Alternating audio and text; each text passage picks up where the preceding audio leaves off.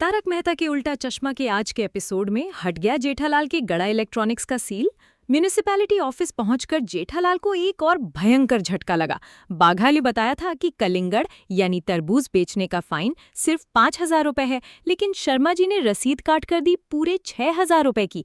एक तरफ 3 बजे रोटी मेकर वाले डीलरशिप देने आ रहे हैं और दूसरी तरफ सील हटाने के लिए जेठालाल को उमा मैडम और रमाकांत भाई के काउंटर के चक्कर काटने पड़ रहे हैं। क्या 3 बजे से पहले गड़ा इलेक्ट्रॉनिक्स का शटर खुलेगा या जेठालाल के हाथ से लाखों की डीलरशिप हमेशा के लिए चली जाएगी? नमस्कार दोस्तों, स्वागत है आपका तारक मेहता के उल्टा चश्मा की एक और खौफनाक और मजेदार कहानी में। एपिसोड की शुरुआत होती है गड़ा इलेक्ट्रॉनिक्स के बाहर से, जहां जेठालाल के वफादार सिपाही नट्टू काका और बाघा दुकान के शटर पर लगी सील को ऐसे छिपाने की कोशिश कर रहे थे जैसे वो कोई खजाना हो। गमलों और पत्तों के पीछे सील को छुपाते हुए बाघा एकदम जेम्स बॉन्ड वाली फीलिंग में था।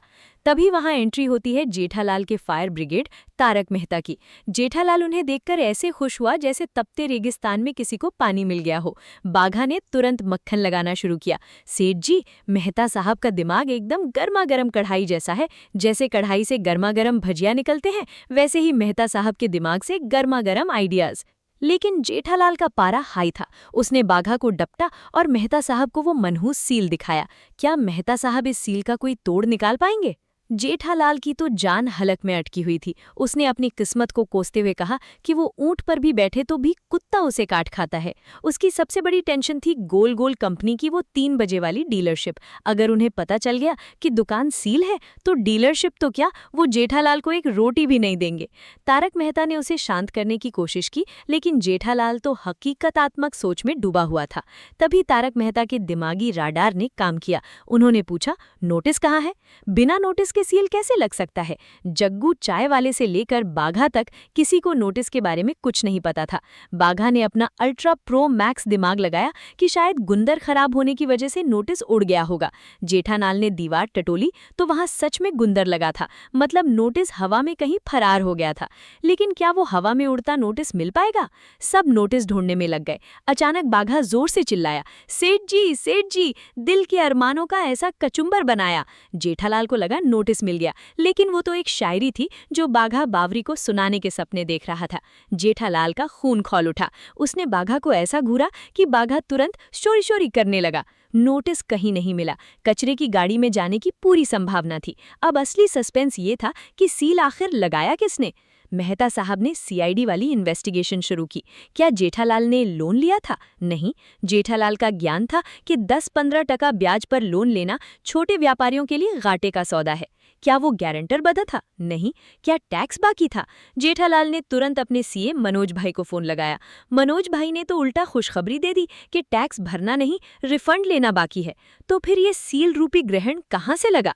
जब सब हार मान चुके थे, तब बाघा ने नट्टू काका के सिर को ऐसे थपथपाना शुरू किया जैसे कोई खराब टीवी ठीक कर रहा हो। ये बाघा का पुराना आजमाया हुआ टोटका था।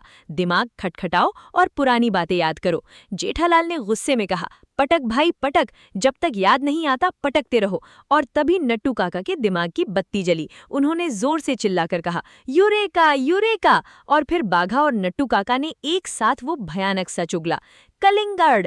लेकिन कलिंगड़ का इस सील से क्या कनेक्शन है?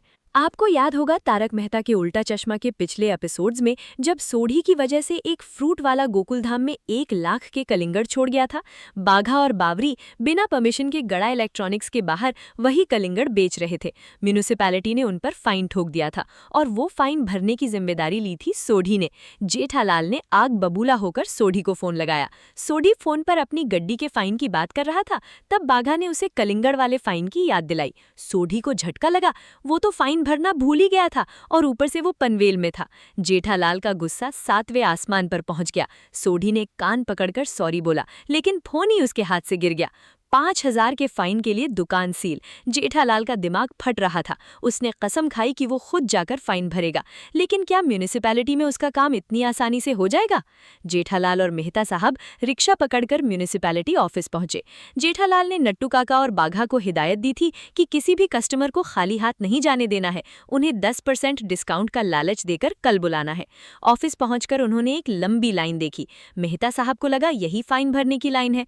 दोनों लाइन में लग गए। जेठालाल ने लाइन में खड़े एक आदमी को कलिंगड़ वाली पूरी रामकथा सुना दी, लेकिन तभी उस आदमी ने एक ऐसा बम फोड़ा जिससे जेठालाल के पैरों तले जमीन खिसक गई। वो लाइन फाइन भरने की नहीं बल्कि गुमस्ता लाइसेंस की थी। जेठालाल ने अपना सिर पीट लिया। तभी एक चाय वाला गुजरा। जेठालाल ने फाइन काउंटर का पता पूछा। चाय वाले ने मजे लेते हुए कहा, फाइन भरने का इतना उत्साह पहली बार देख रहा हूँ। उसने बताया कि तीसरे माले पर शर्मा जी से मिलना है, लेकिन लिफ्ट कहाँ है? लिफ्ट तो थी ही नहीं।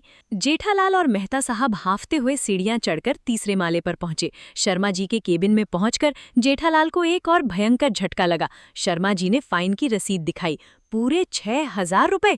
बाघा ने तो 5,000 बताया था, लेकिन असली मुसीबत तो अभी बाकी थी। शर्मा जी ने जेठालाल को एक नए भूल भुलैया में ढकेल दिया। पैसे मुझे नहीं, बाहर पेमेंट काउंटर पर उमा मैडम को देने हैं, फिर पावती जाधव साहब के बाजू में रमाकांत भाई को देकर स्टैंप लगवाना है। शर्मा जी का ये सरकारी फरमान सुनते ही जेठालाल की बची खुची हिम्मत ने भी दम तोड़ दिया। लेकिन हार मानना गड़ा खानदान के खून में नहीं है, खासकर तब जब 3 बजे की लाखों की डीलरशिप दांव पर लगी हो। जेठालाल और मेहता साहब शर्मा जी के केबिन से ऐसे भागे जैसे पीछे कोई खूंखार कुत्ता पड़ गया हो। हाफते हुए दोनों उमा मैडम के पेमेंट काउंटर पर पहुंचे, लेकिन वहां का नजारा देखकर जेठालाल का दिल सच में बैठ गया। काउंटर के शीशे पर लंच ब्रेक का एक मनहूस बोर्ड लटक रहा था और उमा मैडम आराम से फोन पर अपनी सहेली के साथ टिंडे की सब्जी की रेसिपी डिस्कस कर रही थी। जेठालाल ने काउंटर के शीशे पर माथा टेक दिया और उमा मैडम ने मुंह बनाते हुए पेमेंट की रसीद काटकर दे दी। जेठालाल ने राहत की सांस ली और तुरंत अपनी घड़ी देखी। दोपहर के 2:40 हो चुके थे। 3 बजने में सिर्फ 20 मिनट बाकी। दोनों उस पावती को सीने से लगाकर रमाकांत भाई की टेबल की तरफ पागलों की तरह दौड़े, लेकिन वहां पहुंचते ही जेठालाल के पैरों तले जमीन ही फट गई। रमाकांत भाई की कुर्सी खाली पड़ी थी। पास बैठे एक क्लर्क ने पान चबाते हुए बड़ी शांति से बताया कि रमाकांत भाई तो चाय पीने नीचे टपरी पर गए हैं और वो कब आएंगे ये तो खुद भगवान भी नहीं जानता। जेठालाल का सिर किसी पंखे की तरह चकराने लगा। उसके कानों में गोल गोल रोटी मेकर कंपनी की वो 3 बजे वाली घंटी बजने लगी। उसने हाथ जोड़कर शर्मा जी से गिड़गिड़ाते हुए कहा, साहब एक रिक्वेस्ट है, प्लीज हमारे साथ किसी को भेज दीजिए मेरी दुकान का सील हटाने के लिए। अब सवाल ये है कि क्या उमा मैडम और रमाकांत भाई के इस सरकारी चक्रव्यूह को जेठालाल पार कर पाएगा? क्या 3 बजे से पहले गोल गोल रोटी मेकर कंपनी के आने से पहले गड़ा इलेक्ट्रॉनिक्स का सील हटेगा या आज जेठालाल का दिवाला निकल जाएगा? दोस्तों, तारक मेहता के उल्टा चश्मा का ये सस्पेंस और भी गहरा होता जा रहा है। ये सब जानने के लिए आपको अगले एपिसोड का इंतजार करना होगा।